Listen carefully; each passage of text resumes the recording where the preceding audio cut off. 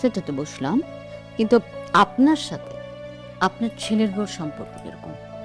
আমার ছেলেটার যখন ১৩ বছর বয়স আর আমার মেয়েটার ৮, ঠিক ওই সময় আমার স্বামী মারা যান।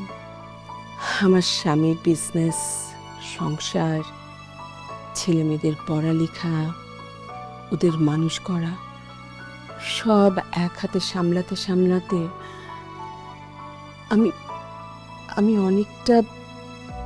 অনেকটাই বদলে যাই। সবকিছু সবকিছু নিজের হাতে নেয়ার, নিজের আওতার মধ্যে রাখার একটা বদভ্যাস তৈরি হয়ে যায়। আমার বৌমার সাথে আমার এই একটাই দূরত্ব। অ্যাকচুয়ালি হচ্ছে কি, ওদের তো বয়স অল্প।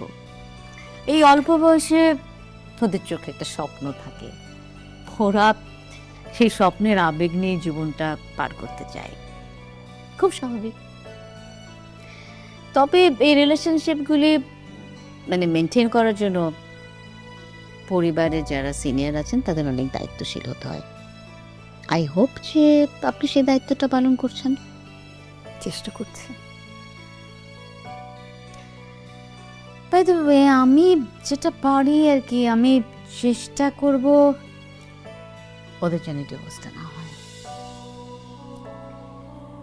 আপনার প্রতি আমার কৃতজ্ঞতা শেষ থাকবে না।